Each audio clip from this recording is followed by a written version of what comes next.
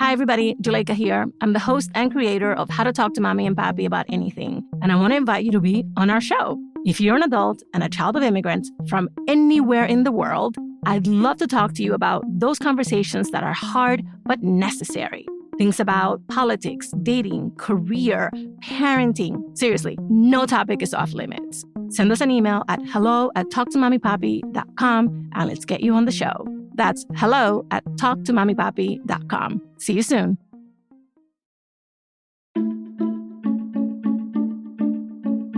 Hi, everybody. Today we welcome Delainy. Delainy grew up hearing comments from her Dominican-American family about her body, her weight, and her physical appearance. As a child, she was hurt and confused by all of it. But now as an adult, she has decided to confront her relatives and speak up for herself. Let's get into it.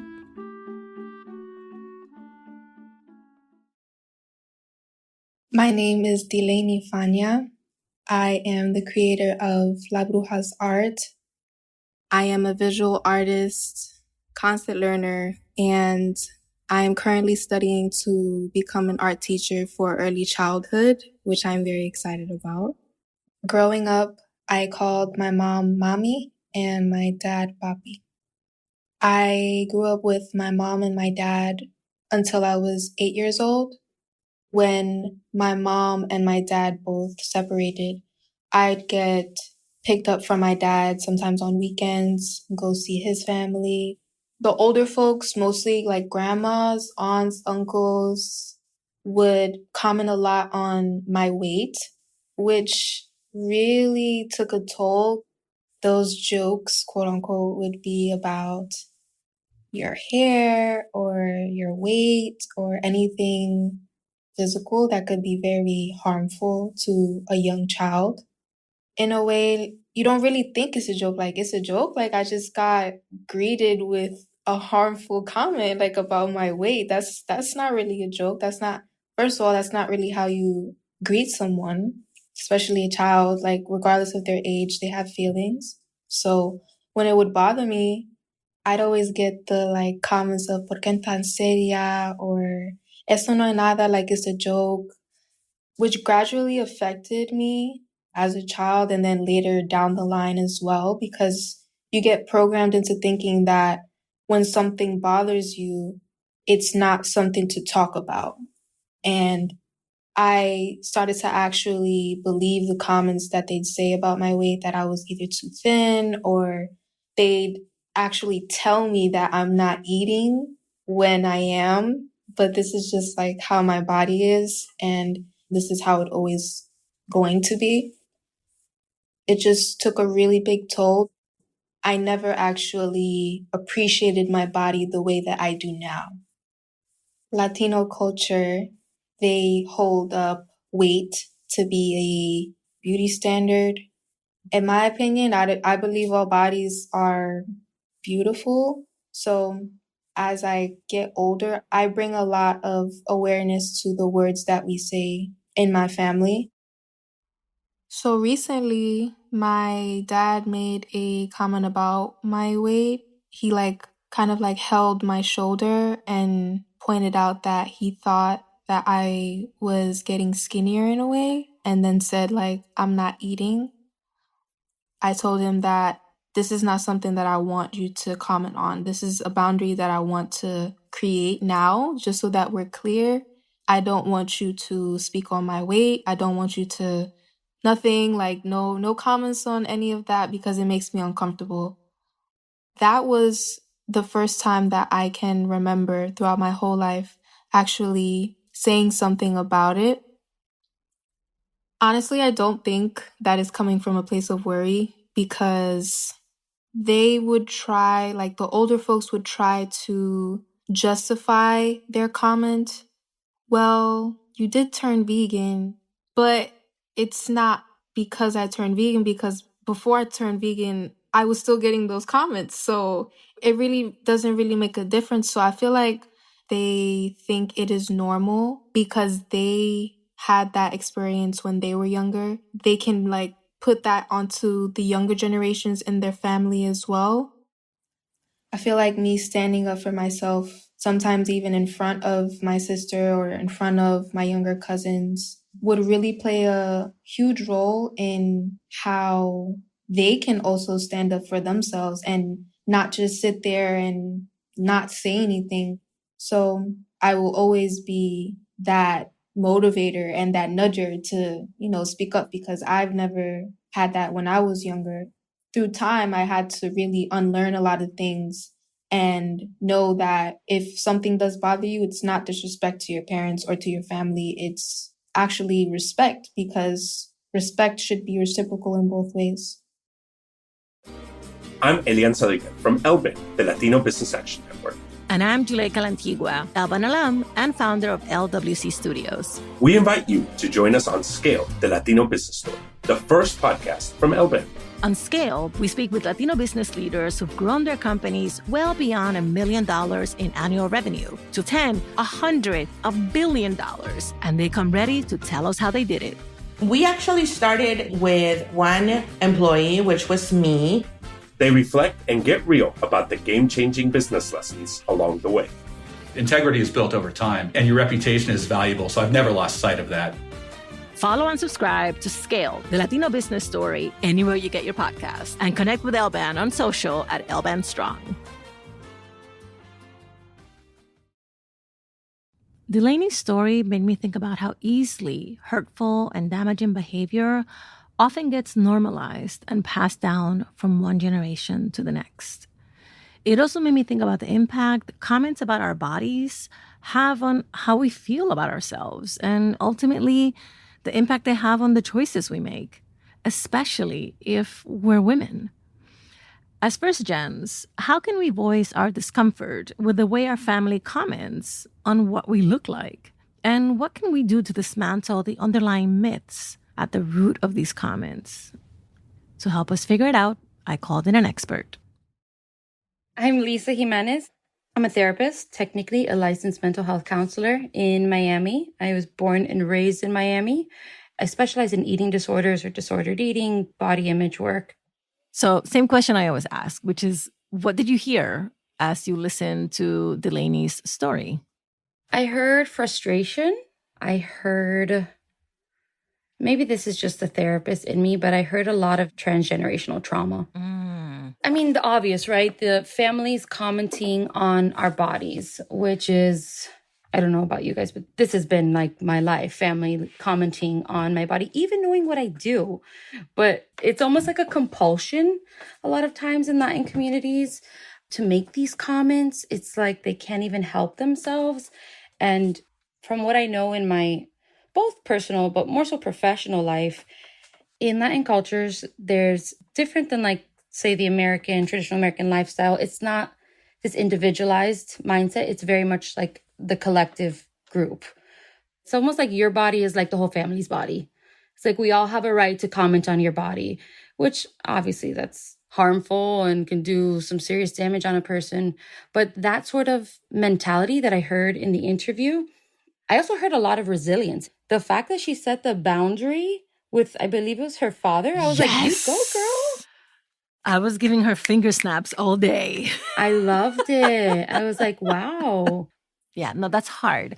All right, so let's separate the frustration and the resilience and talk about both, because I think you nailed it with those two words. I'm Dominican. I have definitely experienced that from my mother mostly my entire life, where she comments positively and negatively on my body, unprovoked. And if I have any kind of response, you take everything so personally. Oh my God. There's always some dismissive response coming from her. So let's talk about the frustration, because the frustration that you hear that is palpable has deeper psychological and emotional consequences. So in your experience, what are some of these deeper consequences that the intergenerational trauma can cause, specifically when it targets what you look like, the body that you live in? Well, I mean, there's pretty common beliefs that I hear over and over that people have internalized, which are, my body's wrong, I can't trust my body, there's a certain way to have a body and this isn't it, and that I need to control my body. or that I'm not like other people, which I think is a big piece too with the Latin communities. And maybe our bodies show up differently than the Eurocentric body, than the Black body, than the Asian body. And I mean, that's beautiful, but genetics are real. So let's walk through some of the decision-making that then gets influenced. Like, how does someone who internalizes these false beliefs that are emphasized by their family, how do those internalized beliefs impact how they live their lives? Their life oftentimes will become about food and weight and body image and the numbers. And then it totally takes away the person from what their life really truly is about, the values that they hold, the connections, right? So you see people suffer. You see people suffer a lot and oftentimes fall into disordered eating, fall into these diets, also fall into eating disorders. And that's not to blame the families, because no person, place, thing, no one thing can like cause that on somebody. But I think this is just part of like the bigger picture and like the trauma that goes way back. All right. So now let's talk about the other part, which is the resilience. How do you help your clients build the resilience? Because we know that our families are not going to change. So how do we begin to build the resilience to deal with it?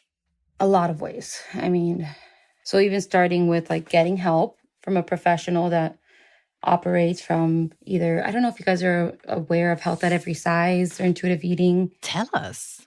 So there's a whole movement. There are books written on it. There's been some controversy about the leaders of it or whatever. But the point is the content in it. There's a lot of good information showing and research to back up that changing our bodies and restricting intake and weight loss, all those things that generally either come as a result of some comments or that are promoted in this world, that those actually lead to worse health outcomes than maintaining the weight in the body that you're in and working on health promoting behaviors like sleeping, connecting with people, moving your body because you actually want to and because you like it. Like you went to go dance, not, oh, I went on this run that I felt like I had to. Having a variety of foods, eating consistently. There's a food philosophy called intuitive eating. It's all about like honoring your hunger and fullness, but it's also about like gentle nutrition. Like it talks about joyful movement and satisfaction, which a lot of this comes up in Latin homes too. Is I can go in so many directions. Because food is love, right? So let's start with this myth that food is love, right? You can't force feed love. But I don't think it's totally a myth. I think we can show our love and that food is a form of connecting with your culture and your grandma and the tia abuela and all the people while just kind of honoring your body. And that's where a lot of times the lines get crossed and people comment on how much you should or shouldn't eat because of their own stuff and what they were taught to believe, whether healthcare providers that don't understand that they are in a curvy Latin body and are going off of BMI, which BMI is bullshit. Literally bullshit. I want you guys to know that. It was based off of a Euro man. So how are you going to compare my curvy body to some European white guy? You heard it here first, ladies and gentlemen. BMI is bullshit. It's straight up bullshit. Like there's really minimal research to back it up. A lot of it has to do with the insurance industries and it's money. It's just so much bullshit. But our relatives hear these things and maybe they're concerned or also they want to promote this sense of belonging, right? Like it's almost like they want to help family members assimilate. And the sad part is that there is some truth to showing up in a different body and almost being like the outsider. So oftentimes the intentions, whether they're aware of that or not, are to protect their loved ones, but they're actually hurting them without recognizing that. Does that make any sense? Wow. It definitely makes sense. And it definitely vibes with a lot of what we hear in terms of the disconnection between what our parents wish for us and want for us and how they think that those things can be achieved. And it sounds like this falls into one of those areas where the intent is for you to be happy, for you to be comfortable, for you to be accepted. But the way that they want to achieve that for you just doesn't make sense. But they truly believe that it does. Yes. And like, that's not coming from nowhere. That's what they've been taught. That's been their own trauma. And that's a lot of their own stuff. So let me back up though, because I know I'm sorry, I'm like all over the place today, but you said how do we build this resilience? Yeah. Like, what can we do? Finding like-minded people, right? Like whether even online communities are huge. I always give my clients a list of like social media people that I like, but getting curious and trying to be compassionate for their parents or loved ones, whoever, while holding them accountable, right? Because if we just let somebody kind of like walk all over us and like cross our boundaries, we just get resentful, we get angry, and we actually start to pull away from that person.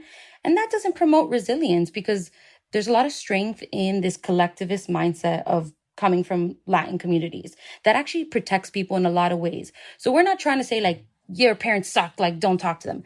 Far from it. Remember where this comes from your parents. That's not to say that they can make those comments, right? Like you can hold that line while still trying to be curious.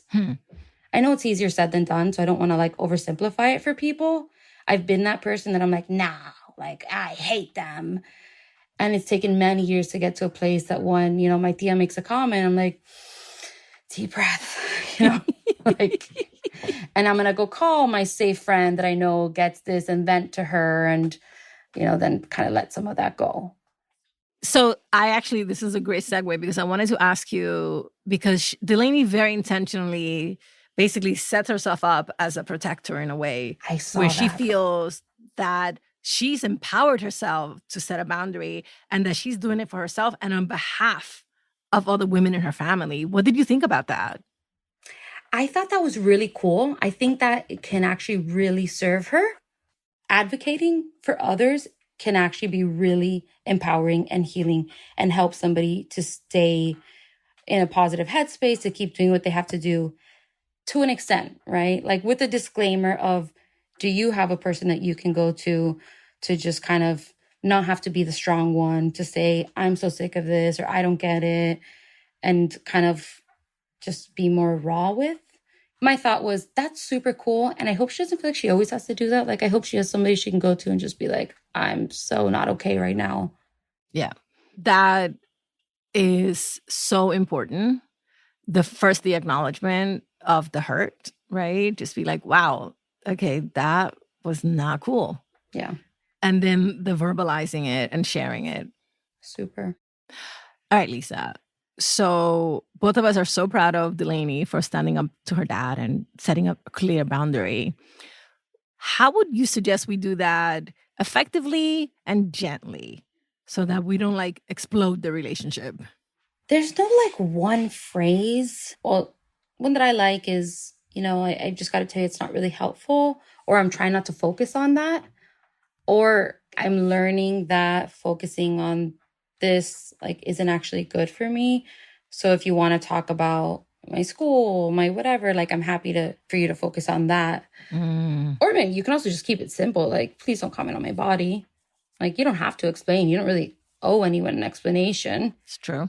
But what I always tell people is I want people to protect their own energy. So take some time to consider, is this person somebody that can hear it? And what is your relationship with them? Like, you know, if it's a tia abuela that you see once a year, I mean, it's up to you. Do you want to like really go down that route and educate, or do you want to just redirect? Sometimes I even kind of make light of it. Like it happens with friends. You'll be going out, I don't know, people talking about diet. You're like, guys, is this what we're really talking about? Like, I haven't seen you in months. I don't really want to talk about this. There's no right way to do it, basically, but kind of consider like, how much energy do you want to spend on this person? Let's please mention a couple of resources that you would recommend for people to learn more about some of the things you've taught us today, or to find a community where they can feel supported and seen. I would encourage people to look into intuitive eating. The website is intuitiveeating.org. I would also look into Christy Harrison's anti-diet book. She talks about the history of diet culture and how it's rooted in racism and colonization. On social media, Your Latina Nutritionist, she's really cool. She has a really good message and talks about just like, yeah, our food being part of our culture, and we don't need to limit that in any way.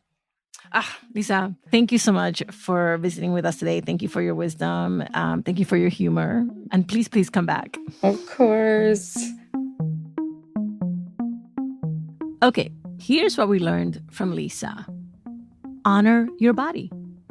Instead of listening to your family's comments about your appearance, connect to your body.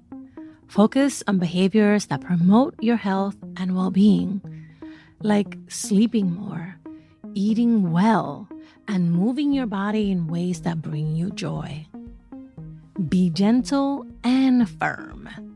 It's completely possible to hold your relatives accountable by speaking up against their negative comments, while also being compassionate and recognizing that they mean well. And remember, give and get support.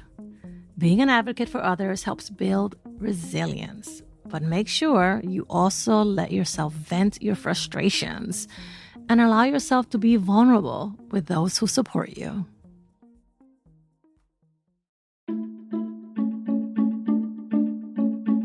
Thank you for listening and sharing us. How to Talk to Mommy and Papy About Anything is an original production of LWC Studios. Virginia Lora is our show's producer.